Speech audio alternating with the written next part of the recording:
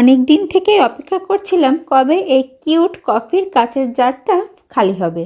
Hello everyone, কেমন আছেন সবাই? আশা করি অনেক অনেক ভালো আছেন। আমিও আলহামদুলিল্লাহ বেশ ভালো আছি। আজ দেখাতে চলে এলাম কিভাবে আমি এই কিউট কাচের কফির জারটাকে দারুণ একটি ক্যান্ডেল জারে পরিণত করলাম সেটি। আর হ্যাঁ, এখানে আমি ক্লে ব্যবহার করেছি যেটি হোমমেড। আর হোমমেড ক্লে আমি কিভাবে তৈরি করেছি সেটির ভিডিও আগেই দিয়ে দিয়েছি। প্রথমেই জারটাকে আমি অ্যাক্রিলিক কালার দিয়ে পেইন্ট করে নিয়েছি।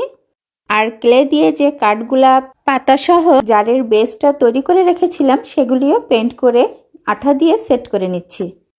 এবার একটি সুতা বেঁধে তার উপরে আমি পুরাতন ফাইল দিয়ে তৈরি একটি কিউট প্রজাপতি আঠা দিয়ে সেট করে নিচ্ছি।